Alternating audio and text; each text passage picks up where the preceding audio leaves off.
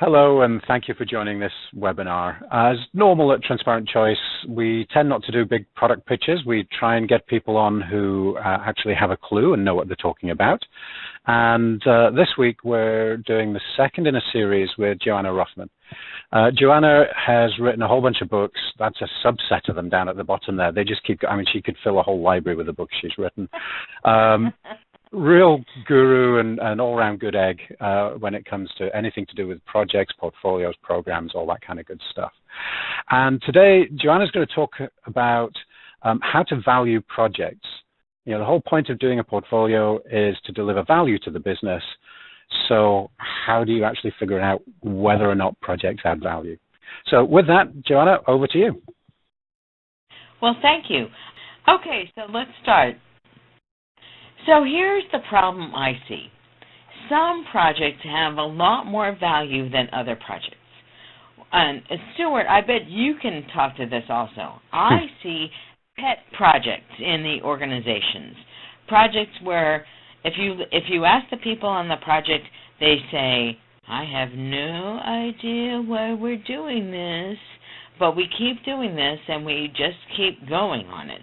Those are what I call the pet projects, where you Absolutely. cannot tell what the value is, right? And I tell you, you've hardly got going, Johanna. I'm already jumping in. Look at this, it's dreadful.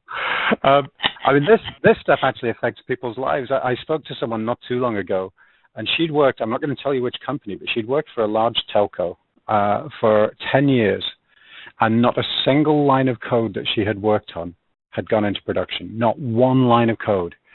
And so all those pet projects, you know, guys that were pushing through the things that they just wanted, you know, knee-jerk reaction to something that happened last week.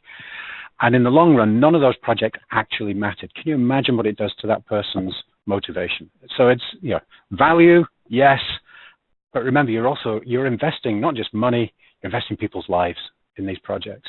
So this stuff's really important. Sorry, carry on. No, that's a terrific thing. Yeah.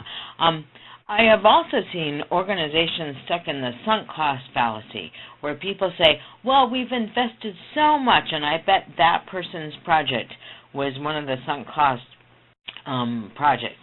We just keep going on it. Surely we will be able to finish it anytime soon, and surely never happens. I mean, we can't finish it because it's not finishable for any number of reasons.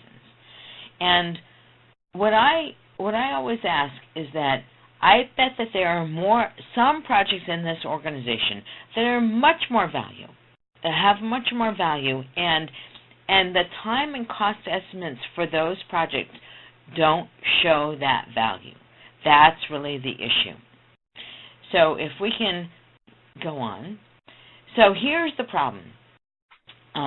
It might be helpful to use time or cost estimates, but if you only use time or cost estimates to value the project portfolio, you will miss all of the wonderful possibilities that exist in your project portfolio. And Stuart, before we started our recording, you showed me your pickup sticks little video. Maybe you can link to that in the post that will go along with this, because what you talked about was things point in the wrong direction. They might have value, but it might not be the value that you think they do. So it is very tempting to use cost or time estimates. The problem is both cost and time are predictive measures. And I don't know about you, I have yet to see a project that met even within 10%, the time or cost estimates.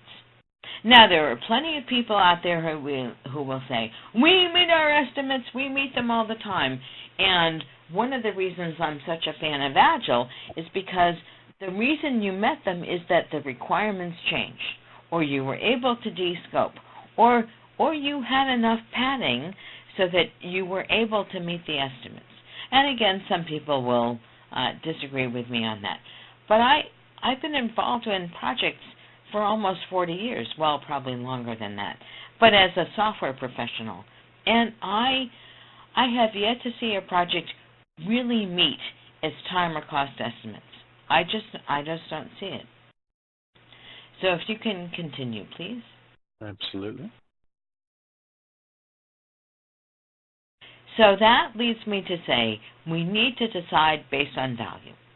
And I have several options for how we value things. And we'll go through all of this, starting with, should we do this at all? So that's the next slide. Let's talk about, should we do this at all? I'd like to think about this as the 0th question. When you see all of your ranked work even just all the work in your backlog of projects for the project portfolio, I like to ask, should we do this at all?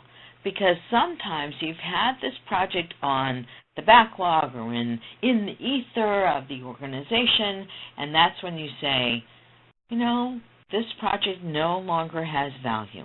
It just does not. And if it doesn't have value anymore, I like to say, kill it right now, get it out of consideration. And there are many people who are much more gentle than I am, you for example, who might say move it to the parking lot instead. Yeah, Johanna, you are the exterminator of project land. I tell you, it's wonderful to see. She will be back, folks. Well, I do find that I kind of am binary, right? We're either considering this or we're doing this or we're killing it. And not everyone shares that binary mode. Or I guess it's trinary. But a lot of other people have more shades of gray, and the parking lot allows us to have shades of gray. So, yeah, absolutely. And you had in the last webinar you did for us, Johanna, which folks can find on our website. You also talked about kill it, do it, or transform it, and that right. Transform is kind of an interesting one as well. But it's a different webinar. Go to our website and you'll be able to find that one. And Johanna talks at length about that. Now, I'm going to come back to this. So just remember this slide later on. I may come back to this if we get a chance later in the webinar. Okay. So here's one of the really powerful ways to value projects. Look at the cost of delay.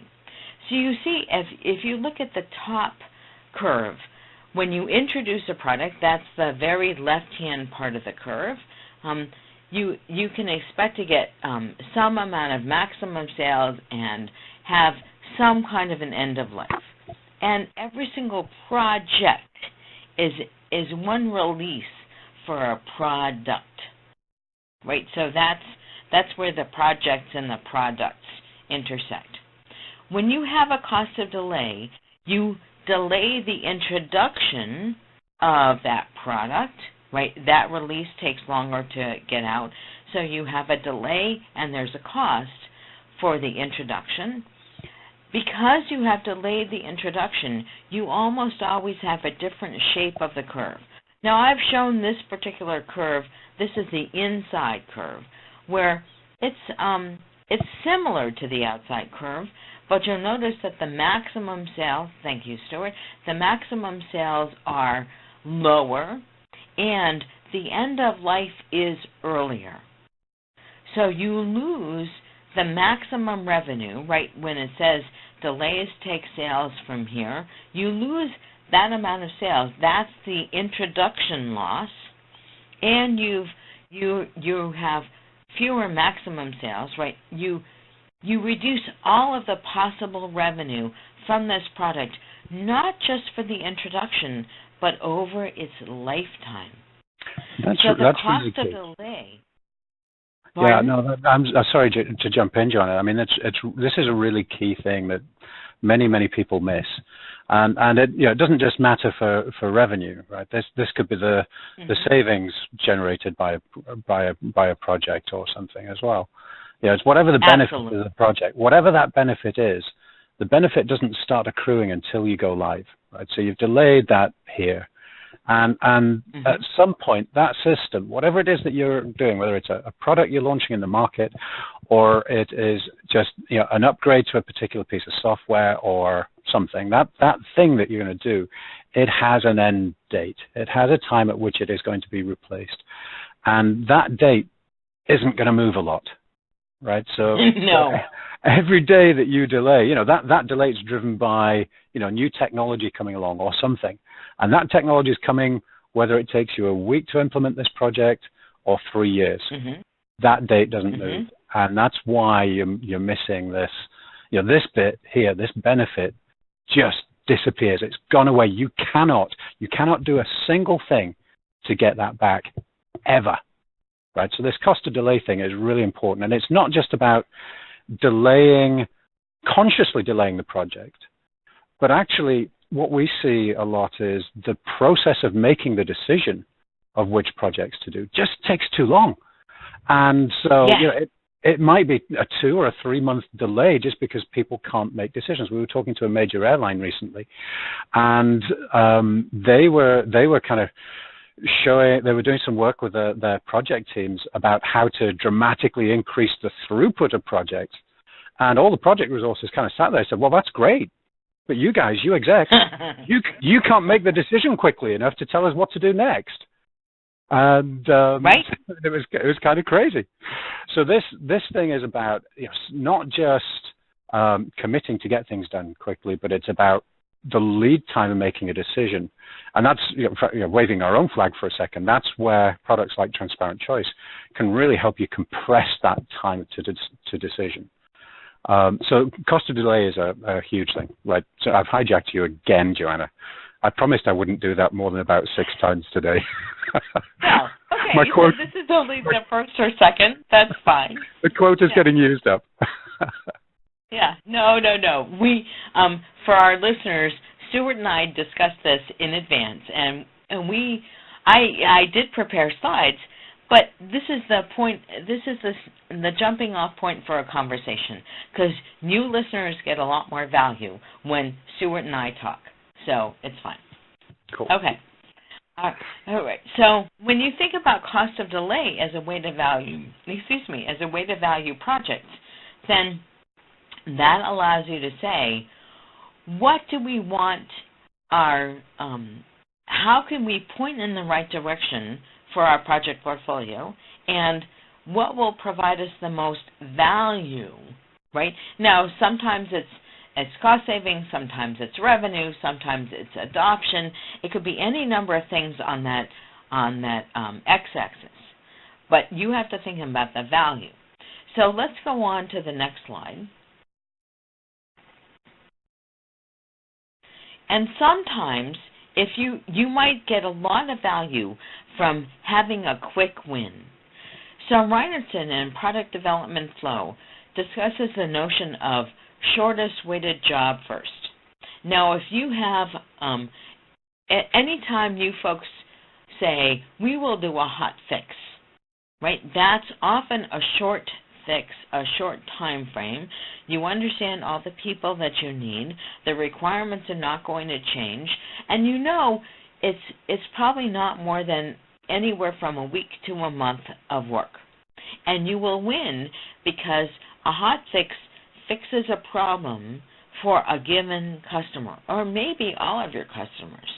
So thinking about what goes into a hot fix. Often it's a very small story or set of small stories. You have a pretty good estimate about it. And if you are starting a brand new product and you're using Agile, you can do shorted weighted job first to create what we call a walking skeleton. So you can see a little bit over here in the product and a little bit over there and a little bit over here, and maybe you can only do 2 or 3 things and you're constrained by what you can do, but you can show customers the value. And they might be able to use it for some things, maybe not everything, but as long as you are solving a particular problem for a particular set of customers, you understand what this is. You understand the requirements. You have a solid team, and you're not going to change what the team works on. Shorted weighted weighted job first is a very helpful approach to saying, can we just get something out, right? That will provide us value. And that gets you off of all of the projects in your project portfolio that you have not yet started. So that's one way to think about how to value. Now, here's something I really like. I really like business value points. Now, these are not story points. If you're agile, you've heard about story points. These are not that. There is no relation to size, no relation to complexity. But this allows you to frame the discussion about value to your organization. So maybe you already like the idea of cost and delay, and maybe you want to marry that in some way to shorted weighted job first. With business value points, you take some large number of points. I like to start with 10,000, just because 10,000 is a large number. And then you give a unique number to every single project under consideration. Now here there are only 4 projects. And notice the difference in this. Project 1, somehow we've come to the conclusion that's weighted at 3,000 points. Project 2 is 2,500. And now look at projects 3 and 4, 1,250 and 750. So you're under the 10,000. That's good. But what's really nice about this is that you can see projects 1 and 2 are so much more valuable than projects 3 and 4 that depending on the number of teams you have, you might not even start projects 3 and 4. You might decide to put everyone on projects 1 and 2.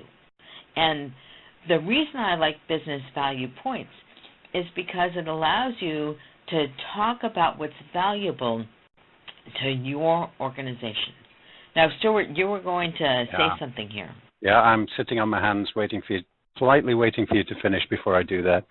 I mean, this is great stuff because, what you're doing in a very informal way is what we do in a much more formal way within the Transparent Choice product. So, essentially, your portfolio exists for one reason and one reason only, which is to deliver business value. And what you try to do is deliver the maximum business value given the constraints that you have, the number of people, the budget, all that kind of good stuff. And it's impossible to do that if you don't have some kind of metric to define what value means, right? So you can't possibly maximize the value you're going to deliver to the organization if you don't know what value the different projects the different projects promise. And so, there's a whole methodology behind how you do this really well. And it starts with defining, what's desirable, what's our strategy, what we're trying to achieve. And that morphs into a set of criteria that you can use to score the different projects, which generates what Johanna's calling the value points. And within our system, it's just a score. But it basically means the same thing. It's a way of capturing how desirable is this project. Now, so to give you an example that we could all kind of get our heads wrapped around, cars. Let's look at cars, right? We all know, you're American, you don't count. We all know, the rest of the world knows, that the Rolls-Royce is the best car in the world, right? I think that even us Americans know that. There you go. And, so that's great. But you know what? In making that statement, I've assumed that value equates to luxury and smoothness and performance and all these other things.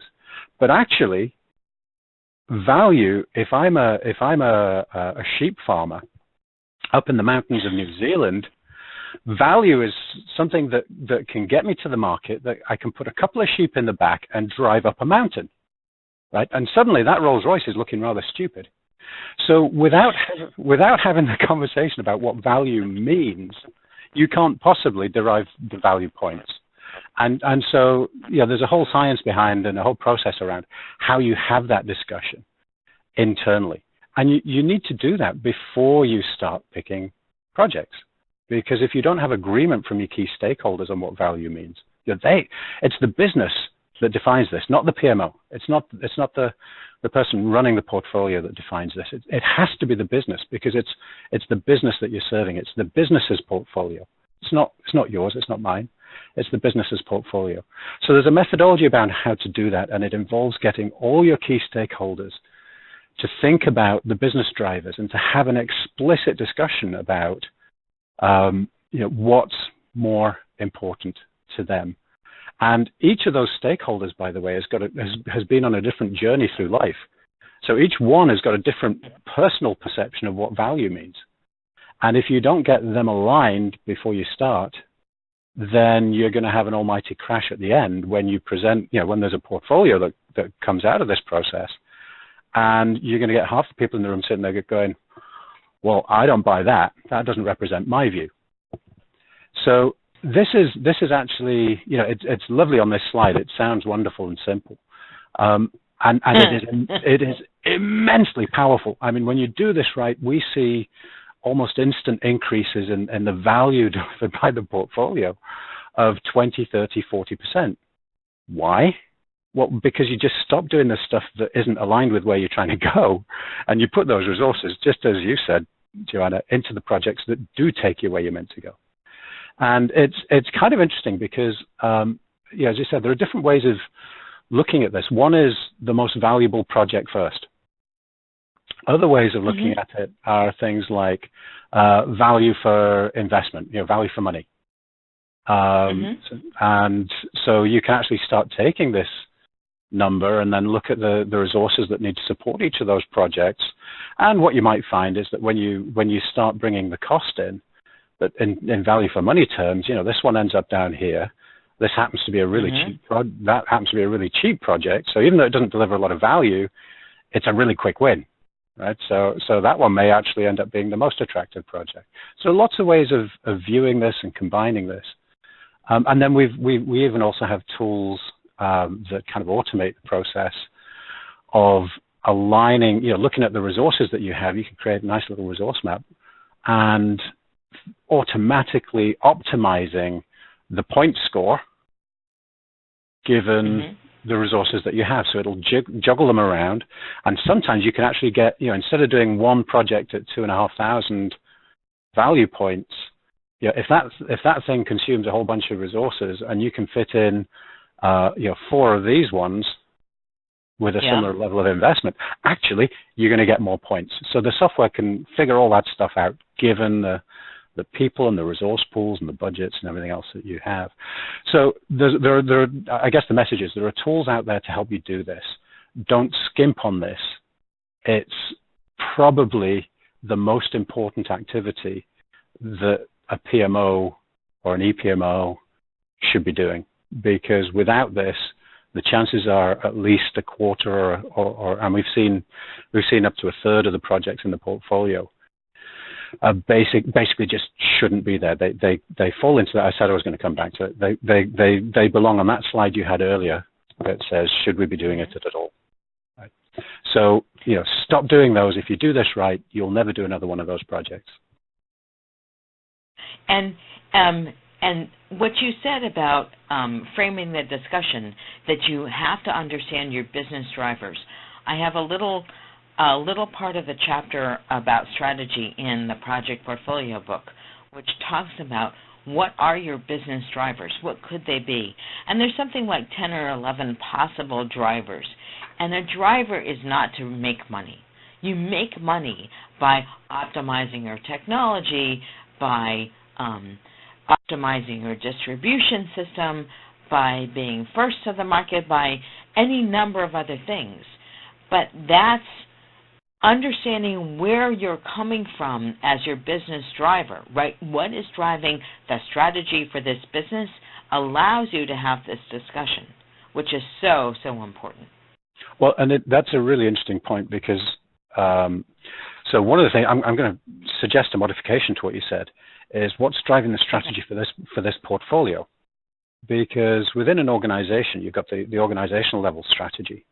And then, but you might have different portfolios for different bits of that. So, you've got one of the classic ways of viewing that is, you might have one portfolio that's about transforming the business, one that's about running the engine or something. So it's, what's this portfolio for? What's the strategic drivers of this portfolio that should really be defining that definition of value? But again, everybody in the organization, your key stakeholders are going to have a different view of what that means. And if you don't get them onto the same page, you'll be cruising for a bruising, as they say. Someone's going to get upset later on when their project's not in because they don't, and they just don't buy the definition of value because they weren't involved in the discussion. Right. Okay, so I use business value points as a way to encapsulate all of that, and your tool has a way to manage that, which is terrific. Okay, so let's talk about who has the waste.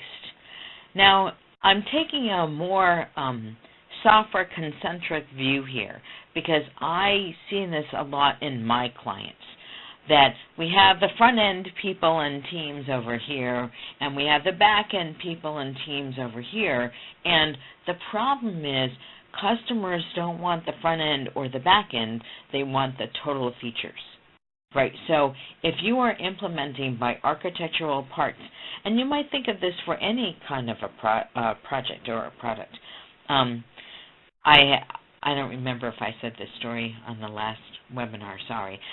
We did a big house remodel a number of years ago, and the builder wanted to take apart all of the bathrooms at the same time. And I said, no, we're going to do one bathroom at a time and finish it, and then go on to the next one. He thought it would be more expensive that way because we wouldn't have the tile guy, for example, in on contiguous days. And it turned out to be actually cheaper to finish one bathroom at a time.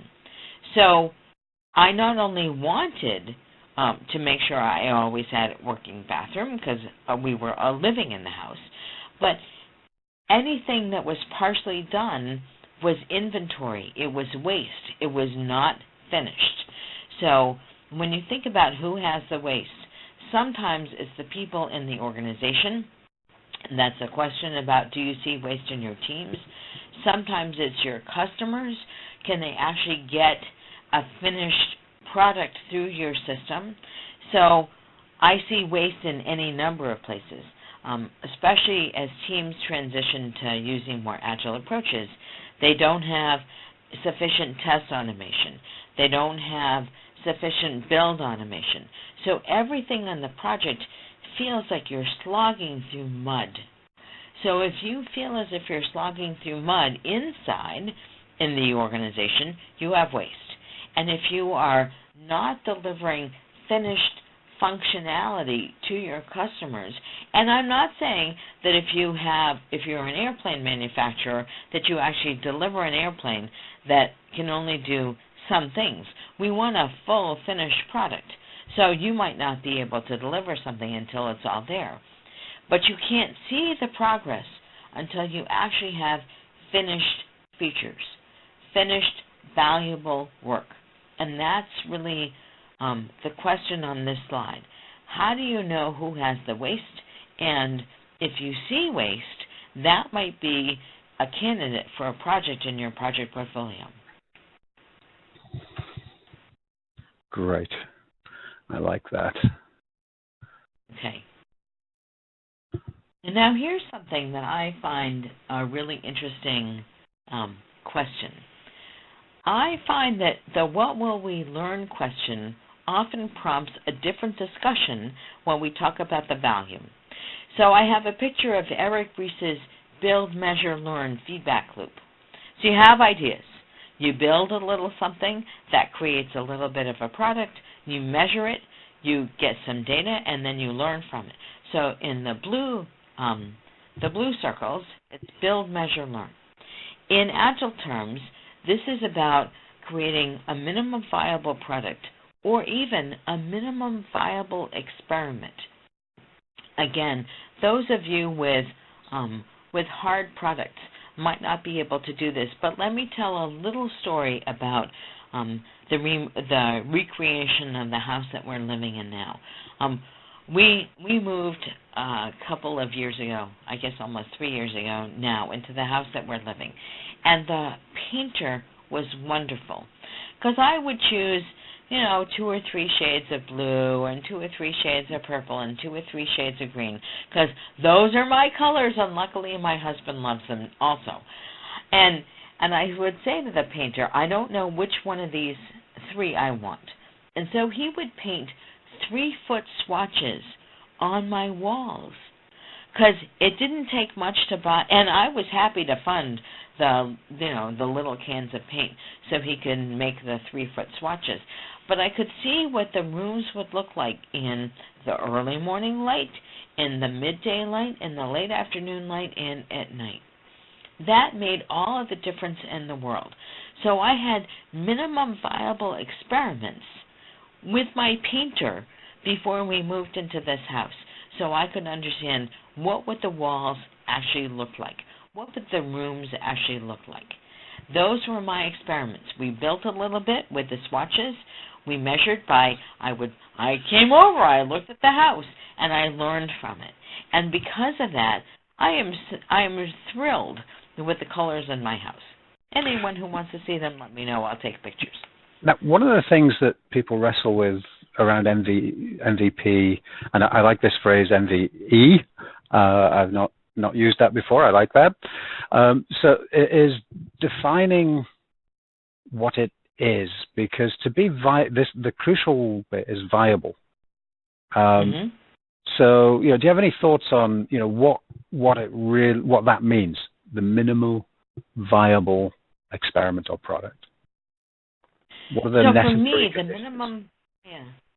the minimum viable means it's usable in some way. So when I talk about minimum viable experiments for the house painting, I had to see the swatches, right? And I needed to see something big enough that I could assess it. That's that measure piece. When I think about minimum viable products, I've blogged about this recently. I think of a round trip through the architecture. I realize a round trip might not make sense to my non-software people. So let me see if I can break that apart. There's the user interface part, and then all of the stuff that's hidden from the user underneath. And for me, a minimum viable product says we have the user interface and we have all of that stuff done as if we could ship. So we might not actually ship it to all of our customers, but we can expose it to some of our customers and get feedback. A minimum viable experiment might be a paper prototype, right, where I'm just checking the flow with a focus group.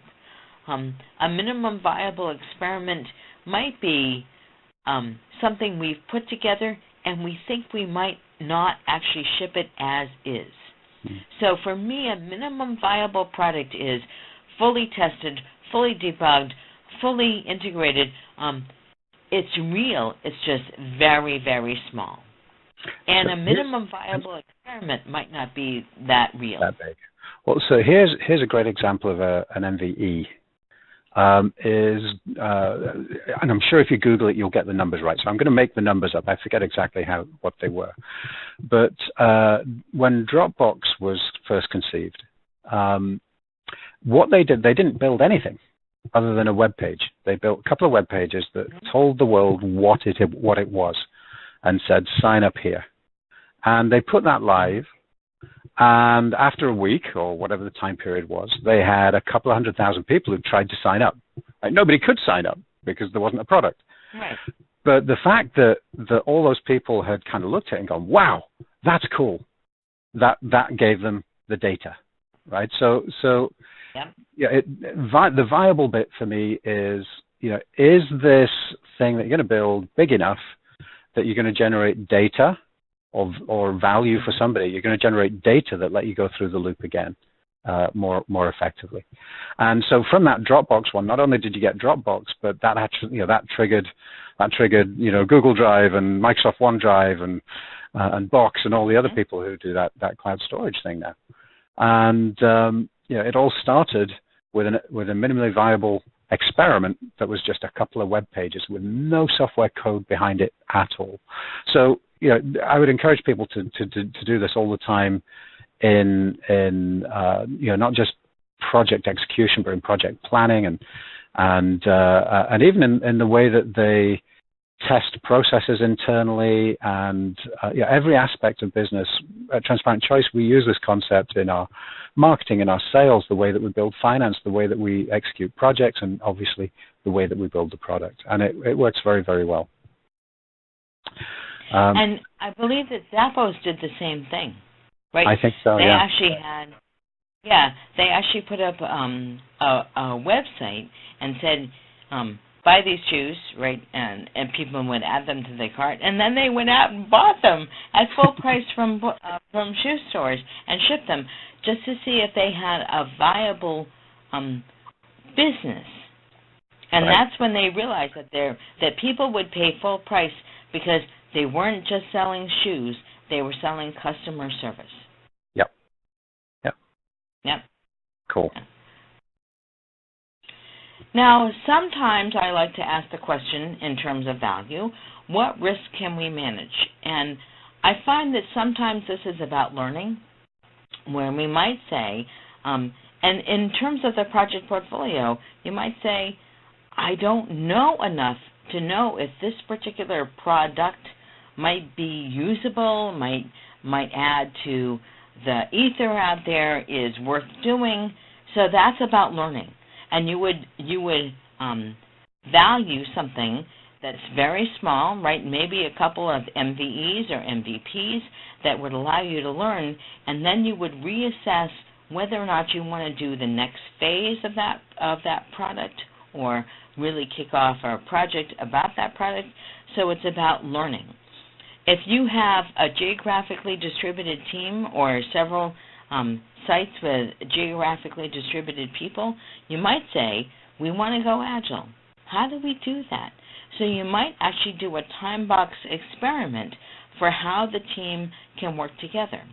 This is managing risks at the project portfolio level, where you say, agile is not going to really work for us, or we have to think about how else we save money, or you think about what other products you might want, or how we can experiment with the projects themselves to get the throughput that we want.